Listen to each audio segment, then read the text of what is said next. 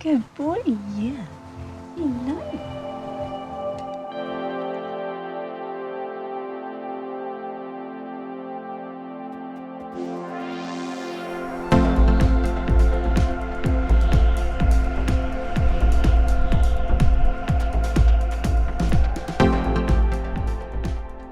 Kia ora, ko Stephanie Aho. Haere mai, welcome to Adaptive Go.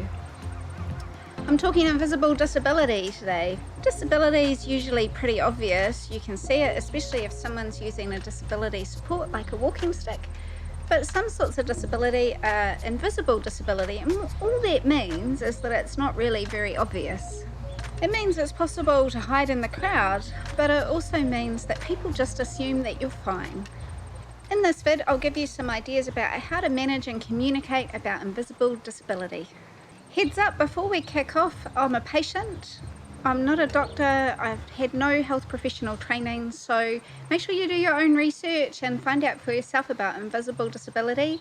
And if you do have a disability, if anything in this vid gives you ideas around how to change or improve, that's great, but if you need to, remember to check in with your health professional.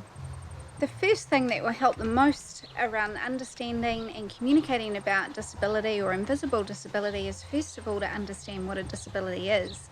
A lot of people I've spoken to think that if you say that you're disabled, they look at you really weirdly because in their heads they think disability means wheelchair or bedridden, when in actual fact the definition of disability is any self-perceived limitation, inactivity resulting from a long-term condition or health problem lasting 6 months or more and not eliminated by an assistant device. Using that definition, 1 in 4 New Zealanders are disabled. I've hit up against invisible disability in a number of different places. When I need a disabled car park, when I need to queue, like for a toilet or to get into a store that's got restricted COVID numbers, when I need help opening doors. The other 2 times where invisible disability has been a bit of a barrier for me is when I've needed a seat on a train or on a bus. And when the streets around me, or if I'm in the mall, when it's really busy and there's lots of people around me and they're not really giving me enough space.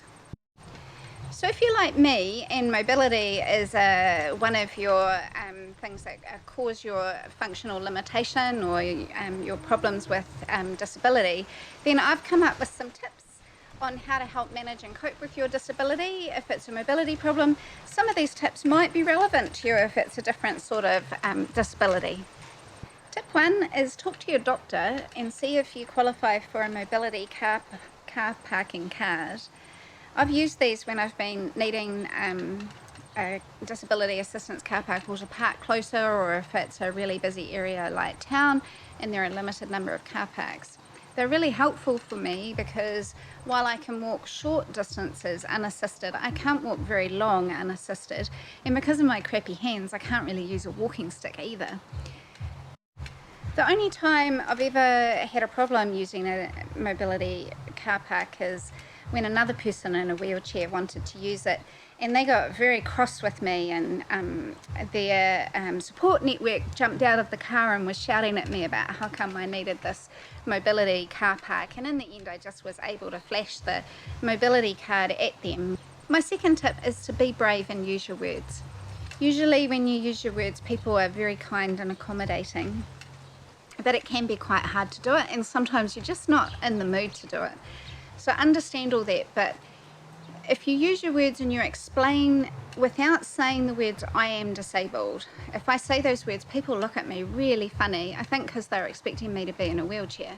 So I say something like, I'm a little bit disabled. I find it really hard to stand for a long time. It hurts me to stand. These really simple statements will help people to understand what's happening to you, and you can use those words and they might let you into the queue. Or other things that I can do is I say, I'm a little bit disabled, it hurts for me to stand, I'm going to sit over there, do you mind holding my place in the queue, and then when it comes my turn I'll just come and join the front of the queue. Or something like that, and people are usually very kind and accommodating. If it's a place that you go to regularly it might be worthwhile talking to the manager or the store person or wherever you are about what they can do to help manage your disability a little bit better over time. I did this up at Turoa last year. I had to do lots of queuing for the toilet or even just to get into the building because of the COVID distancing. So I went and spoke to the managers, explained who I was, explained that I was disabled, and asked them how could I best manage the queue given that it hurt me and those sorts of things.